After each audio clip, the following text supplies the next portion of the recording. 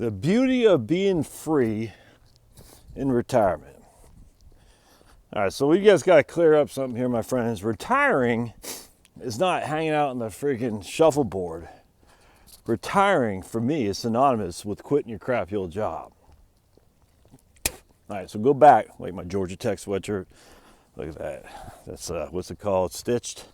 Yeah, that's pretty cool. Georgia Tech in the house. Actually saw guys at the doctor's office today and getting a CT scan. And a young kid was in a Georgia Tech sweatshirt. I pointed at him, he pointed at me. Yeah, we have a special bond. That's Yellow Jackets. Even though, if I would have applied to Georgia Tech, they would have laughed. They would say, we'll give this guy a sympathy vote for thanks for applying. Anyway, Georgia Tech. All right. So retiring from me doesn't mean you just freaking don't work. Hell, dude, you're put on this earth to work. Yeah, working is a good thing. All right? Gosh. So many people say, well, what do you want me to do? I'm going to retire when I'm 58? Yeah. That doesn't mean you don't work. You just work in something that you want to do. Something that you're trying to accomplish. I tell you, man, when you find that thing that just gets you going, it's not work. It doesn't mean it's going to make you any money. It doesn't mean you're not going to have to work for somebody else. It doesn't mean you're not going to get bored. I get bored all the time. I'm telling you, working from home and doing what I want to do is sometimes you get bored. I'd rather have that as my issue to contend with than freaking having some guy say, oh, you didn't click this box. Thus, you weren't successful in your whatever it is, arrangement that we have with you in our employ. We'll have to sit through a freaking diversity class. We'll have to mandate the jabbies. Screw all that. When you're self-employed, doing what you want to do, you don't have to do any of that. Now, for me, because I still have some debt, still got 3 kids at the house, one's out, but essentially she's still kind of sort of on the payroll. I still have to appease you guys, or appeal to you guys. Still got to make sure I don't get banned off YouTube because I get paid, a decent amount of money from YouTube.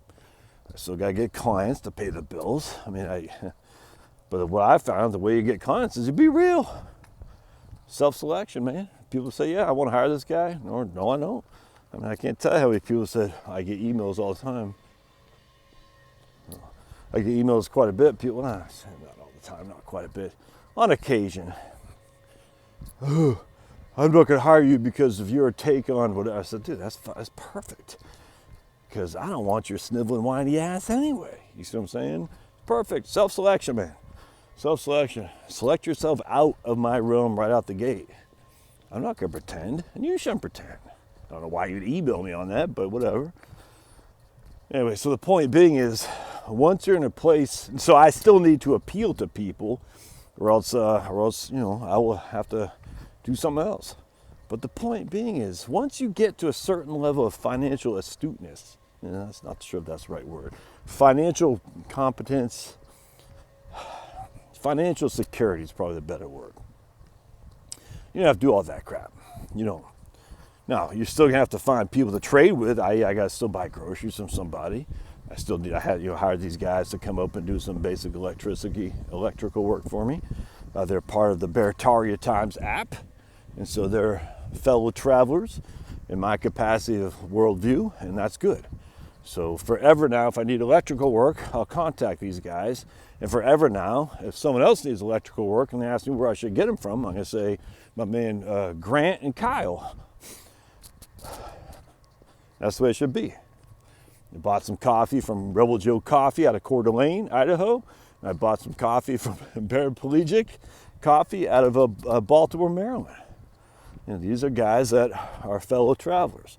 So once you find your fellow travelers, you're going to be more inclined to do business with fellow travelers, which means you can be more inclined to be who you are and not try to fake it. You don't need to fake it anymore. Now, if you're trying to appease everybody, you always fail. You can't appease everybody. And, it's funny, the biblical, there's lots of sales jewels in the Bible too, by the way. You go to your hometown and they don't listen to you, just dust off your sandals and go find somebody else. Sales 101, man. Yeah, like contact people 7 times and they'll make the sale. Screw that. My brother always told me, I always thought it was funny, my brother Ben. He said, dude, if someone contacted me 7 times trying to sell me the same product, ultimately I'd punch him. That's exactly. Don't do that. Are you interested in the product, yay or nay? All right. In fact, I need to change the front page of my website to indicate not only we're not meant to sit in some stupid cubicle, you're not meant to throw an experimental treatment into your body either. And you're certainly not meant to sit there and hear diversity, inclusion, equity.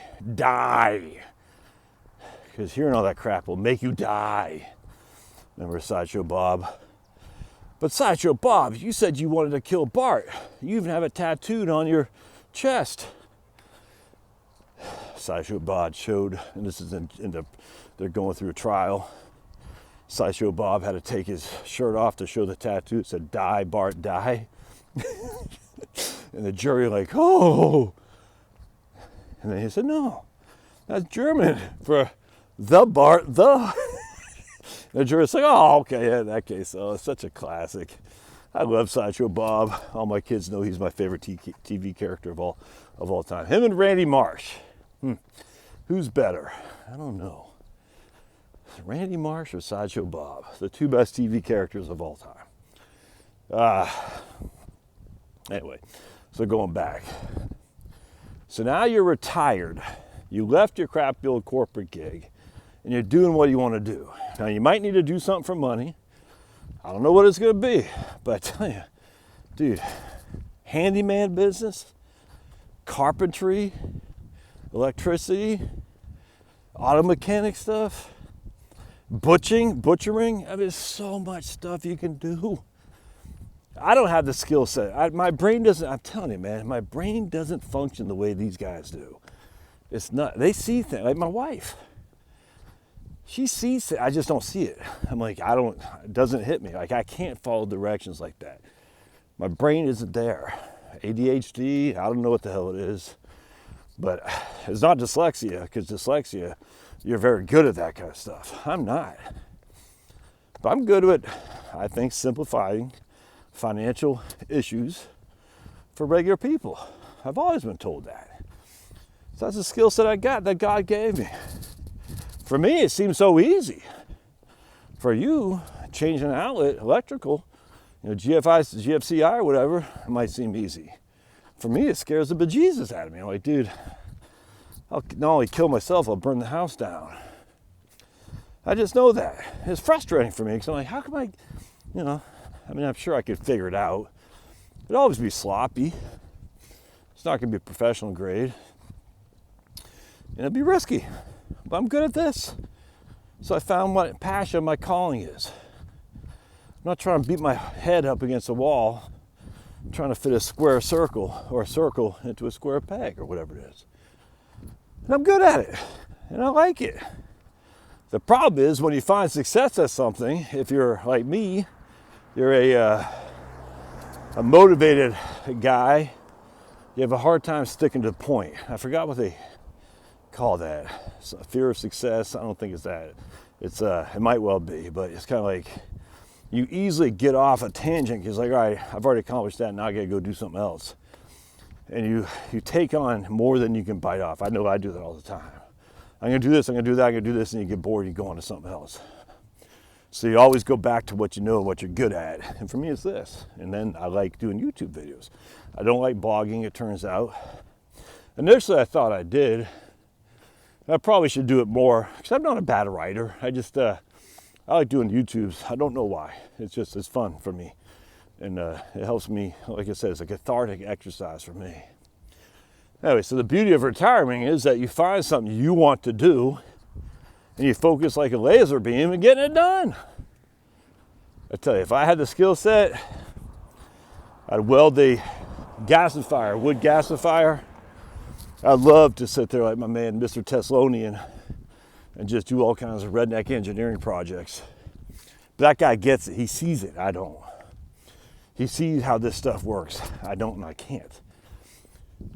And as such, I mean, that dude's he's a genius at it, literally a genius. There's tons of geniuses, redneck engineers. I love it. I love watching them because they're so good at it. Like, man, to have that skill set. But it's funny because I deal with a lot of people who look at that, look at me like that when it comes to this stuff. And for me, I'm like, oh man, it's easy. But I've been doing it for a long time too. Financial planning. I've been doing it for a long time. And so you get a certain level of experience. It's like blanket. You just do it without even having to put much thought into it. And that's a wonderful skill to have. And anything you can do. Change electrical outlets, all that. You've just done it so many times, you can do it without thinking twice. Because you've seen pretty much everything there is to see about what could go wrong, what the pushbacks are. And that's such like, all right, you know how to deal with that. Whereas somebody who's new to this, or you're like, this is the only financial plan I've ever done. It's for me. What am I missing? And that's a challenge, not gonna lie.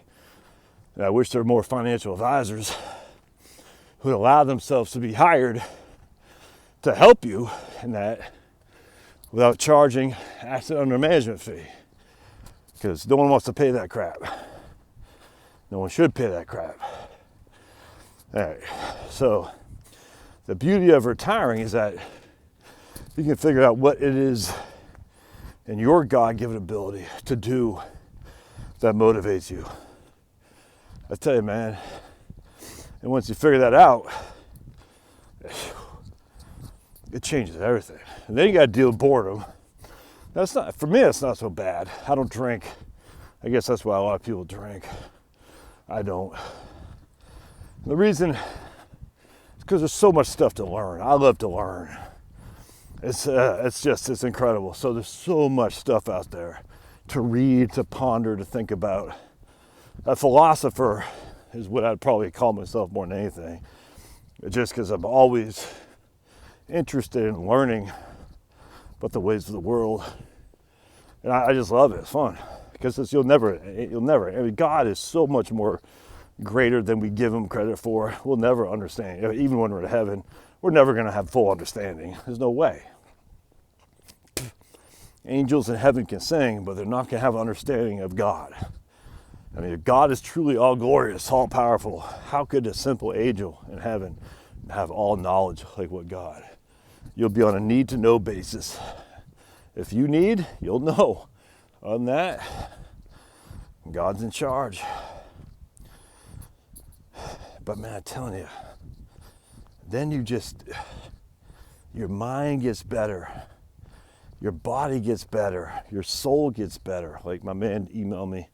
He said, now I can be, because he just quit, stopped last Friday. He said, now I can work on being a better man to my wife and my kids. And that doesn't mean he was a bad man. Hell, I was a good dad and a good husband. But I was on the road. I was working. Right now, what time is it right now? 5:30 or something like that. I'd still be halfway home by now. You know what I'm saying? It'd be another 45 minutes before I got home. That's not fair to my wife. What the hell's that?